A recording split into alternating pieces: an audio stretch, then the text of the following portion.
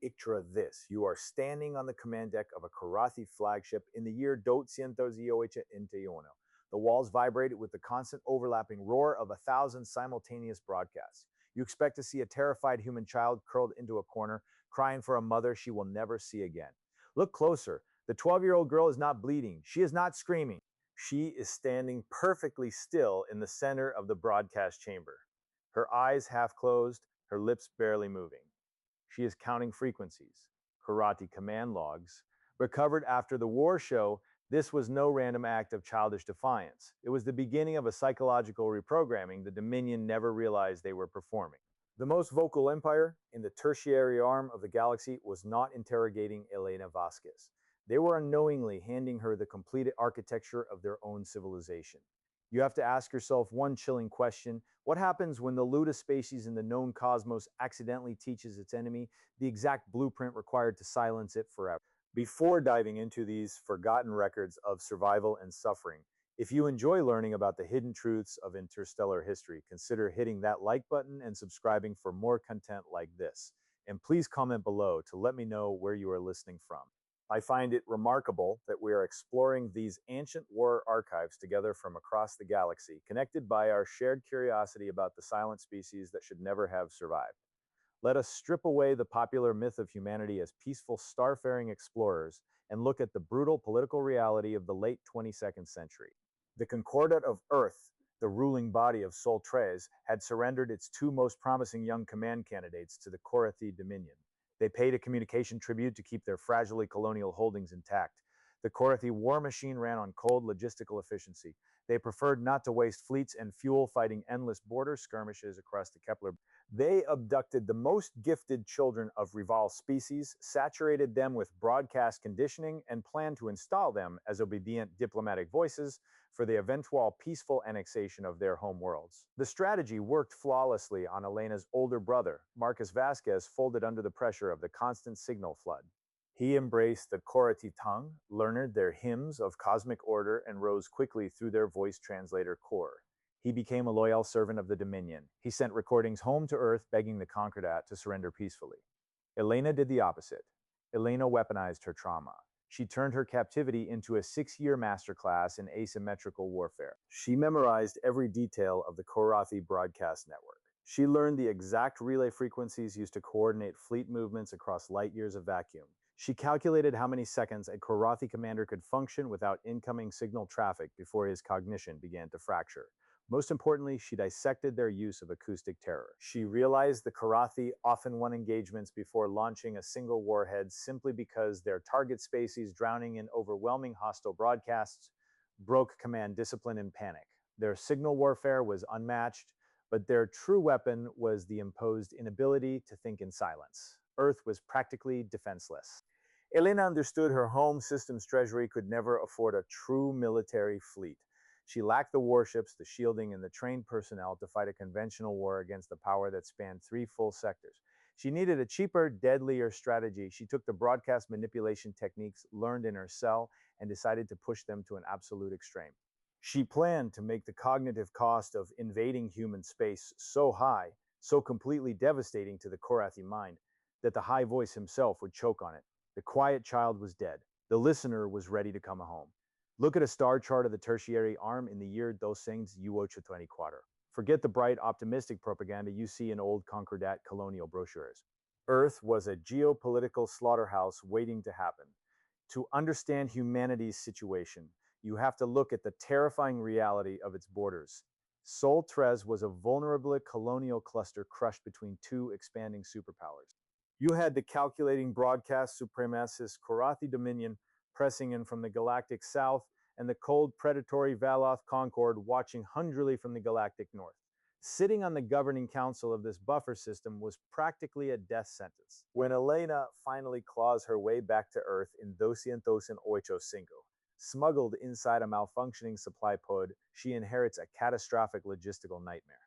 The Concordat treasury is completely empty. She finds no professional standing fleet. She discovers a complete lack of defensive infrastructure across the outer colonies.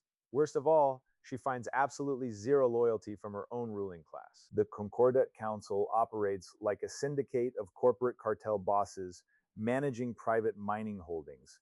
These are the exact same diplomats who abandoned her family, allowed her older brother to be paraded as a Karathi puppet, and sold her parents' research data to the Dominion for tax exemptions. The council switches allegiances whenever it suits their offshore accounts. They happily sell out colonial coordinates to Karathi survey ships or Veloth signal hunters for a pouch of rare metals. Elena faces a brutal mathematical reality. You cannot defend a home world from interstellar invasion if your own government is willing to broadcast your fleet positions for pocket change. She needs absolute centralization of command authority, and she needs it immediately. The Concordat has no funds to commission a new military. The only way to acquire the necessary resources to militarize humanity is to liquidate the traitorous ruling council. She does not wait for a coup. In the spring of 218, Elena invites roughly 200 of the most powerful Concordat Council members and their senior corporate handlers to a lavish ceasefire negotiation summit on Luna Station. Imagine sitting at that conference table, you are sipping imported Martian wine, expecting standard diplomatic theater. Suddenly, every communication channel cuts out simultaneously. Pressure doors lock. Elena stands at the head of the chamber and asks a single chilling question. She asks how many human colonies they have personally sold. The answer exposes their chronic treason. Some of these officials have survived 4 different administrations by actively betraying every one of them. The older council members and their corporate sponsors are stripped of their diplomatic immunity on the spot.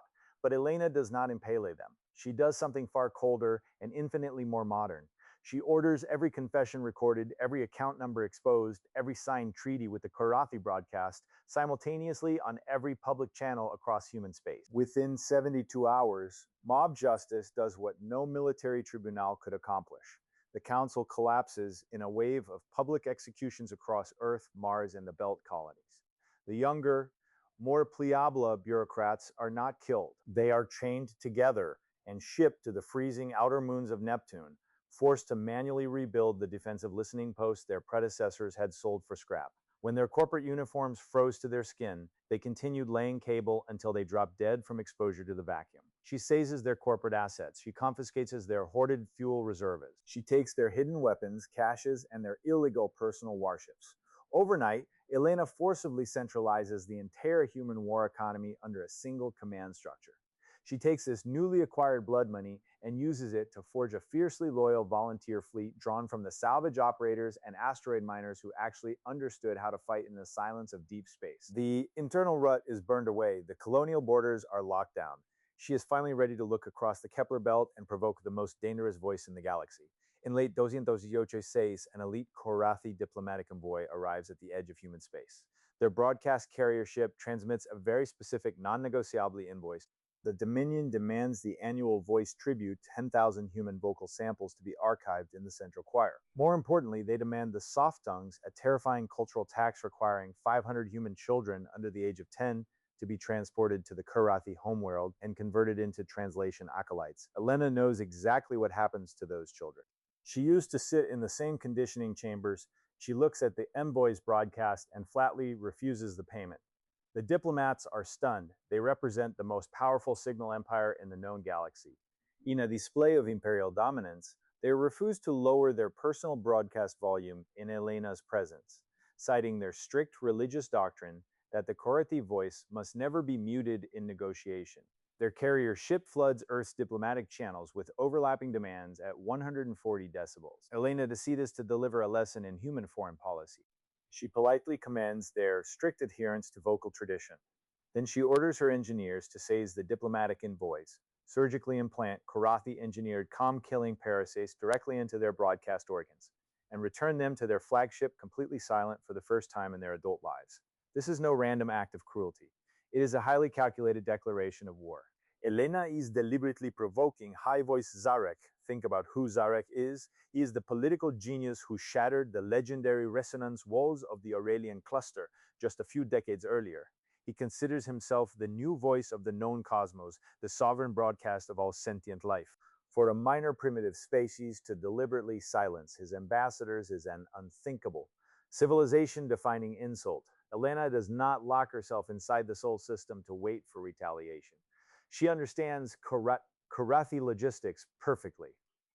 She knows Zarek will need months to gather a sufficient invasion fleet, draft auxiliary crews from his client species, and mobilize his broadcast infrastructure across the long jump to human space. Therefore, Elena strikes first. In the dead of the orbital winter cycle, when the Kepler belt's debris field is at its most chaotic and Korathi relay stations operate on reduced power, Elena leads a flotilla of converted mining vessels across the contested border. She launches a systematic, devastating campaign aimed entirely at destroying Korathi communication infrastructure. She demolishes the forward relay stations. She torches the supply depots. She executes every Korathi loyal to the central broadcast. We know the absolute scale of this strike because Elena acted as her own quartermaster. In a chillingly bureaucratic transmission sent to her reluctant ally, the Violoth Concord, Elena reported the exact count. She stated that her teams had silenced 23,884 Korathi broadcast nodes and personnel, specifically noting that this number did not include those vaporized in their own command bunkers. Elena was intentionally dismantling the staging grounds the Dominion required to coordinate their fleet movements for the coming invasion. She was burning the bridge before Zarek even realized it was under attack. In the spring of Dos Dienza DZHO High Voice Zarek crosses into human space. He brings a devastating force estimated at over 100,000 warships and broadcast platforms. Elena has barely 30,000 vessels, most of them converted civilian craft crewed by belt miners and salvage operators. A pitched fleet engagement would be absolute suicide. However, Elena understands a fundamental law of Korathi military psychology. A fleet of 100,000 Dominion ships is a lumbering, insatiable beast. It requires constant overlapping broadcasts, command verifications, and signal traffic every single second just to maintain cohesion. If you starve the beast of signal, it collapses under the weight of its own silence. Elena initiates one of the most extreme scorched earth campaigns in galactic history. She orders the total evacuation of every outer human colony. Civilians, miners, and engineers retreat into the deep asteroid belts and hidden bunkers carved into the Jovian moons. Then Elena burns her own infrastructure to the ground. She remotely detonates every broadcast tower in human space. She torches her own listening posts. She destroys every relay satellite she can target and deliberately overloads the regional comm grid until it melts into useless slag. When the Korathi war fleet jumps into the Sol system, they do not find an enemy fleet waiting to engage. They find a smoldering, completely silent void. The vacuum is unbearable. The Violoth observer Centauri Velo, who was actually embedded with the Korathi vanguard during this exact campaign, documented the agonizing conditions in his classified field journal. He recorded the unbearable mental pressure, the spreading panic in the bridge crews, and the complete absence of incoming signal that quickly began to ravage the Dominion forces. Bridge officers collapse at their stations. Desperate broadcast technicians frantically pump empty static into their own helmets just to hear something. Elena pushes her defensive strategy into the realm of primitive biological warfare. She gathers human refugees suffering from lethal, highly contagious diseases. She takes citizens infected with engineered colony plagues, drug-resistant tuberculosis variants, and the so-called Mariner virus that had ravaged the outer settlements a decade earlier. And she directs them toward the boarding parties the Korathi send to investigate the abandoned colonies. She instructs them to mingle with the enemy crews, to wander into their landing bays disguised as desperate survivors, and to infect as many Dominion soldiers as possible. Every step into Sol space becomes a psychological nightmare for the invaders. The Korathi are accustomed to glorious broadcast conquests, to triumphant proclamations and decisive vocal victories. Here, there is nothing to conquer but cold metal, drifting debris, and these in the this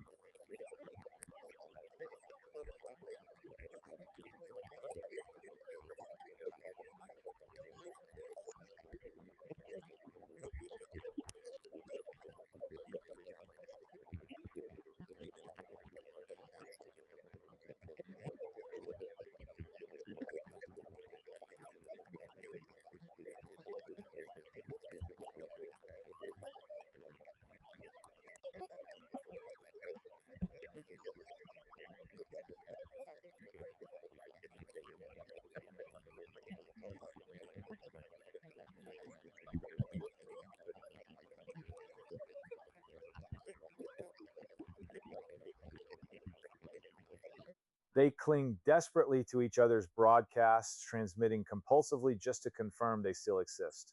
Elena weaponizes the very vacuum of space itself. She is systematically degrading the cognition of the most organized fleet in the galaxy, bleeding their morale and their sanity, softening them for the true horror waiting in the dark.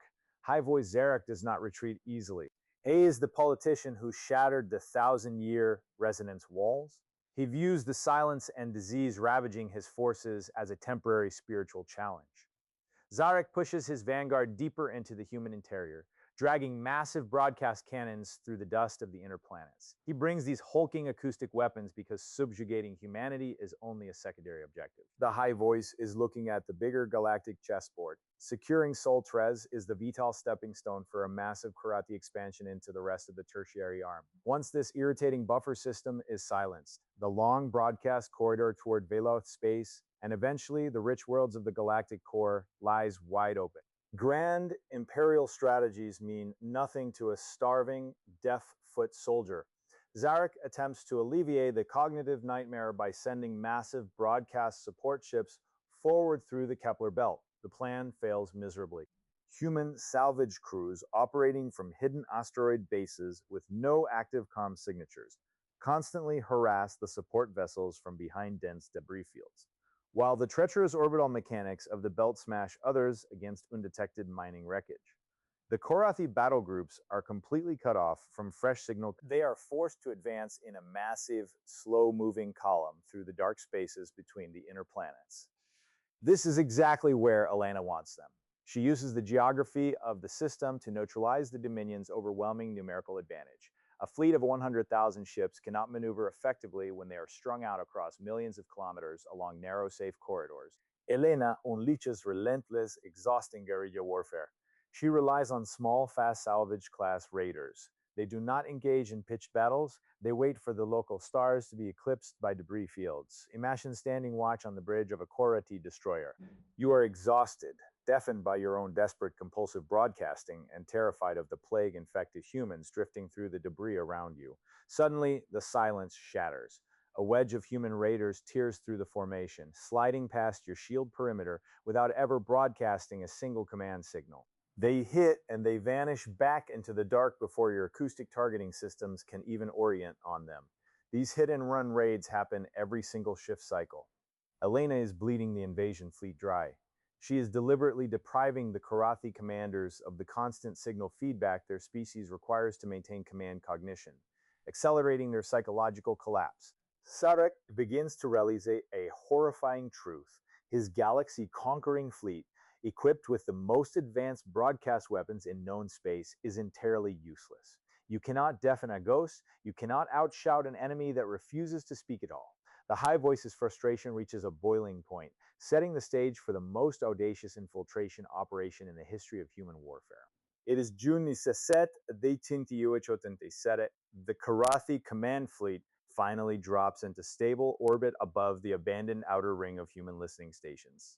Zarek believes he has cornered his prey. He thinks the final siege of Earth is about to begin. He is wrong. What happens next, recorded in the surviving Veloth archives as the silent boarding, remains one of the most audacious and reckless military operations ever executed by any species in the tertiary arm. Elena does not send salvage scouts to probe the enemy formation. She uses the exact education the Korathi themselves provided her during 6 years of captivity. She dresses herself and a strike team of 12 trusted boarding specialists in authentic Korathi broadcast armor, recovered from the wreckage of the Kepler belt raids and meticulously restored. Because she spent her formative years immersed in the Dominion signal architecture, she speaks absolutely flawless Korathi at the exact frequency of background carrier static. She confidently pilots a stolen Korathi shuttle through the outer picket line. She quietly drifts through the sprawling enemy fleet under the cover of routine maintenance broadcasts. She is looking for one specific target. She maps the exact location of High Voice Zarek's personal broadcast chamber aboard the flagship Eternal Resonance, memorizes the layout of the bridge guards, and signals her boarding team to breach. The flagship's main airlock cycles open without challenge. Her team is wearing the right armor, broadcasting the right frequencies, moving with the right calm midnight ship time strikes. The Eternal Resonance is operating on its reduced rest cycle. Suddenly, the silences violently erupts. Elena leads her strike team directly into the heart of the command deck. They do not come to fight a traditional boarding action, they come to execute a high-value assassination.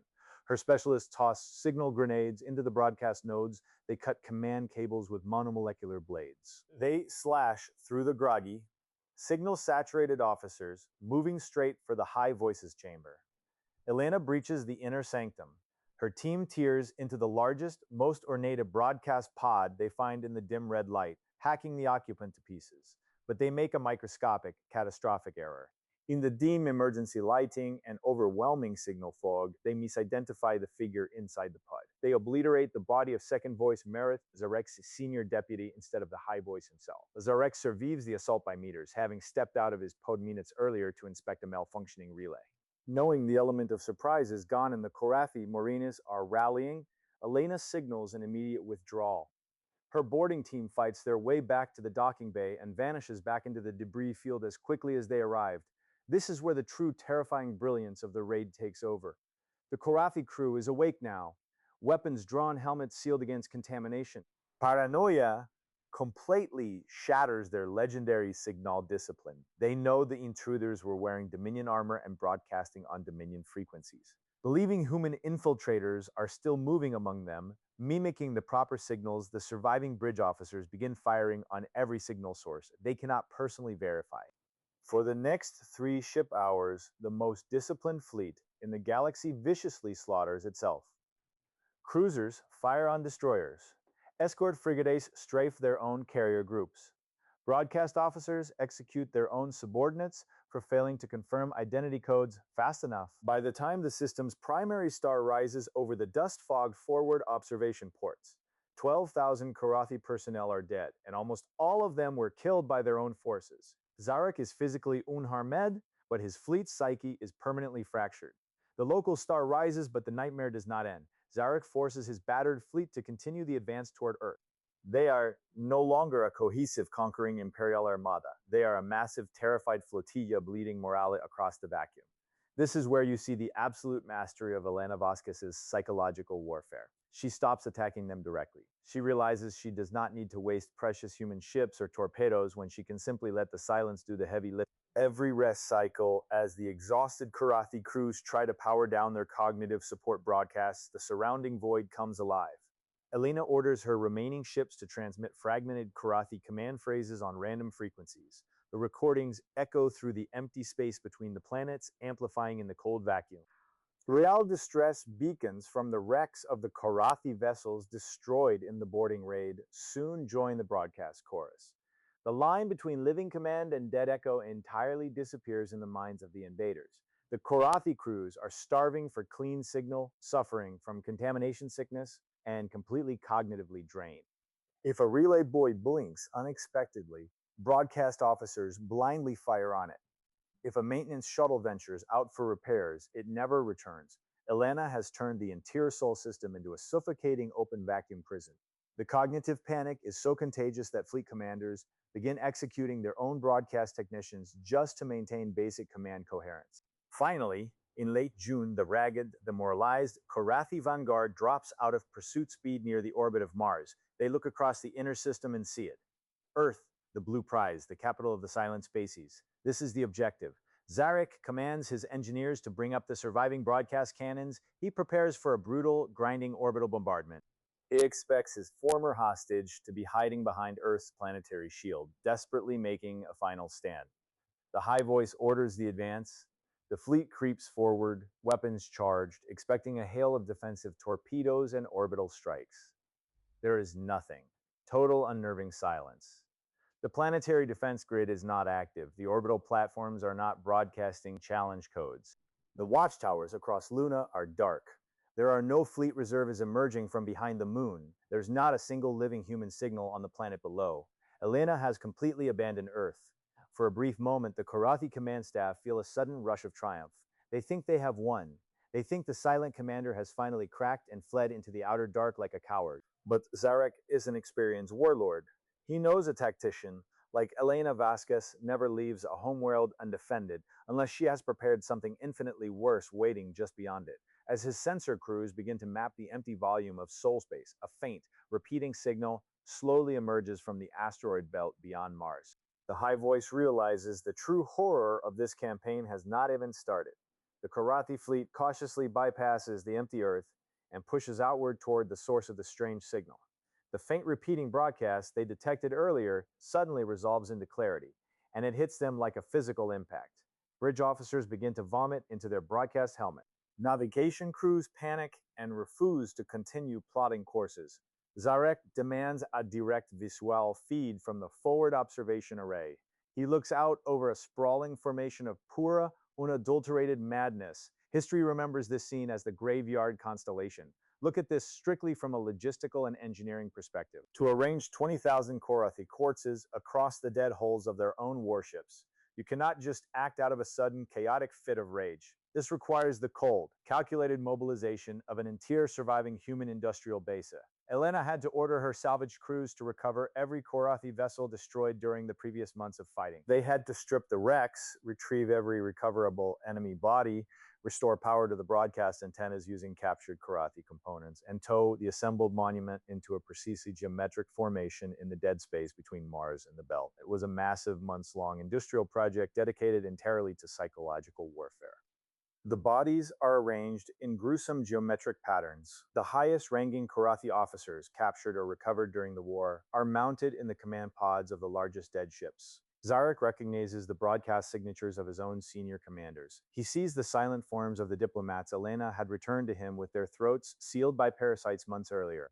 The cruelty spares absolutely no one. Surviving Valoth observer logs record the horrific sight of frozen child acolytes from the choir program return to their masters arranged in perfect formation across the bow of a captured destroyer. This is the absolute breaking point. The elite Korathi Marines, beings who have spent their entire lives fighting in the bloodiest signal wars across 3 sectors, drop their command broadcasts. Many physically collapse at their stations and weep openly into the comm channels. They refuse to advance a single kilometer further into this nightmare. The morale of the greatest fleet in the known galaxy simply snaps. And then the constellation begins to speak. Every broadcast antenna across every dead ship activates simultaneously. 20,000 Korathi corpses, wired into looping signal feedback, scream a single phrase across the entire Sol system. They scream the famous Dominion doctrine that had been transmitted to every Korathi recruit for 3 centuries. They scream the running prophecy that High Voice Zarek himself had broadcast at the start of the war. The silent ones will speak when they break. The phrase loops infinitely across the void. The Korathi fleet sits frozen in stunned horror, listening to their own dead scream the Dominion's most sacred slogan back at them. High Voice Zarek sits in his recovered broadcast pod in utter silence, staring at the decaying monument transmitting his own voice from 20,000 throats. He is a being who deals in ruthless, pragmatic vocal warfare. He calculates the cognitive cost of attempting to govern a species capable of weaponizing his own civilization's most sacred phrase against him. According to the recovered command logs of that day, the High Voice finally speaks. He admits with a mixture of horror and reluctant respect that he cannot silence a species that does such marvelous and terrible things. He realizes that an enemy who can weaponize the vacuum so completely cannot be conventionally defeated. Zarek gives the order. The mighty undefeated Korathi fleet turns around. They retreat. Against all mathematical and military odds, Elena Vasquez has won the impossible war. Elena wins the impossible war, but she fundamentally loses the peace. High Voice Zarek retreats from the graveyard constellation, but he is a grand galactic strategist. He realizes he does not need to waste broadcast cannons and marine divisions to conquer humanity. He can simply buy it. Zarek leaves behind a secret weapon, Elena's own older brother, Marcus Vasquez. Marcus is fully backed by the limitless treasury of the Korathi Cultural Exchange budget. He does not try to fight Elena in the cold dark of the outer system. Instead, Marcus wages a devastating diplomatic campaign. He approaches the surviving Concordat bureaucrats and offers them a very simple deal. He promises to restore their corporate holdings, their offshore accounts, and their trading privileges with the Dominion if they abandon Elena. The remnant Concordat, exhausted by Elena's ruthless wartime porgies and terrified of another invasion, happily accepts the arrangement. The political loyalty of Earth flips overnight. Elena's domestic support completely vaporizes within months of her impossible victory. Outnumbered politically, out of funds, and facing a coordinated internal smear campaign, Elena is forced to flee Earth aboard a single fast cutter. She makes for the territory of her supposed wartime ally, the Veloth Concord to request emergency political asylum. Elena expects a hero's reception and an honored seat among the Concord's High Council. She gets a darkened detention cell instead. To understand this betrayal, you have to follow the trade routes. The Vailoth Concord had recently received a massive transfer of war materials and rara metals from the Galactic Core, specifically allocated to fund a new defensive coalition against the encroaching Korathi Dominion. There's just one massive problem. The Vailoth First Speaker has already embezzled the coalition budget. She spent the Core's investment fighting her own petty trade wars in the neighboring sectors. When the Core auditors begin demanding receipts and proof of an active anti-Korathi defense, the First Speaker panics. She desperately needs a scapegoat to explain away the missing materials and the lack of strategic progress. Elena is the perfect target. The First Speaker has Elena arrested upon arrival. To justify the detention to the Core, the Vailoth produce a series of highly convenient, blatantly fabricated transmission records. These records miraculously claim that Elena, the woman who just spent 2 years engineering the strategic suffocation of 20,000 Korathi Marines, is actually a long-term Dominion sleeper agent secretly working to destabilize the entire tertiary arm. It is an absurd, laughable accusation, but in the halls of galactic power, paper beats steel and forged transmissions beat truth. The First Speaker successfully spins the narrative. She tells the Core that the great anti-Korathi coalition failed not because she stole the funds, but because the human commander was a traitor all along. While Marcus Vasquez ascends to lead the rebuilt Concordat as an obedient Korathi-aligned puppet, Elena is dragged away in restraints. She is locked inside a maximum isolation detention facility on a frozen asteroid in the deep Veloth outer territories. The woman who broke the cognition of the galaxy's greatest broadcast empire is ultimately defeated by simple bureaucratic fraud and a fabricated signature. Elena spends 14 grueling years locked inside the Veloth detention asteroid. When the First Speaker finally releases her in 2002 after a change of Concord leadership, the political situation has moved on entirely. Elena makes one last desperate attempt to reclaim her position, plunging straight back into the meat grinder of inter-system politics. She dies in a small engagement above Luna less than 2 months later. The exact circumstances of her death remain disputed in the surviving records, but the physical aftermath is a matter of documented archive. Korathi recovery teams locate her body in the wreckage of her command cutter. They immediately retrieve it. They need absolute proof that the great silent enemy is dead, but biological remains will decay during the long jump back to the Dominion capital. To preserve the recovered evidence, they encasse Elena's body in a Korathi stasis pod, calibrated to perfect biological preservation. High Voice Zarek finally gets his closure. He displays the stasis pod containing Elena Vasquez in the central plaza of the Dominion capital for every Korathi citizen to witness. The Silent One is captured. Her legacy, however, takes a very strange turn. Look at the brutal irony of her military career. Elena lost her homeworld, alienated her allies, and died a forgotten death. Yet her seemingly impossible defense of her species achieved its exact strategic purpose. She acted as a catastrophic bleeding speed bump in the heart of the tertiary arm. Her campaigns of signal warfare and engineered silence stalled the Korathi expansion for an entire generation. She bought the surrounding civilized worlds the most valuable resource in interstellar warfare. Time, she sacrificed her own freedom and the lives of tens of thousands of beings to keep her fragile young species from being instantly absorbed into the Dominion's choir. 200 cycles later, every spacefaring species in the tertiary arm carries a single shared cultural rule etched into every diplomatic protocol and every military doctrine. Never trust a species that does not broadcast. The Vailoth archive that preserved this entire war record, compiled by archivist Tolan of the Concord Historical Bureau, ends with a single uncomfortable observation. The real story of humanity has absolutely nothing to do with peaceful exploration, brave colonial expansion, or romantic interstellar discovery.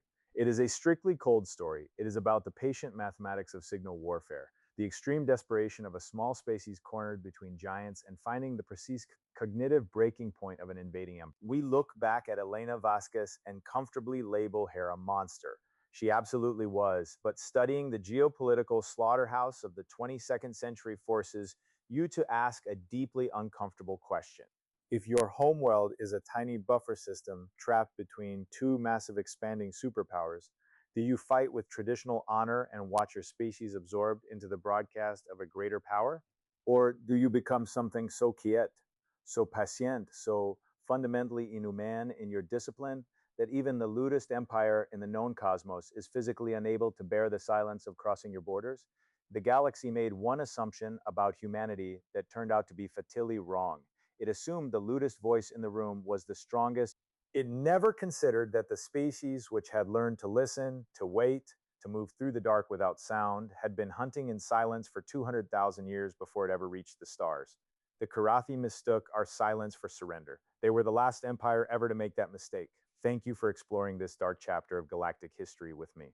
If you found this breakdown valuable, make sure to hit that subscribe button and leave a like. Let me know in the comments down below. Do you consider Elena Vasquez to be a brilliant, pragmatic, strategic mind, or just a desperate butcher who broke her own civilization to save it? Check out the video on your screen right now for another deep dive into the hidden truths of the galactic past. I will see you in the next one, Opus 4.0 Cloud.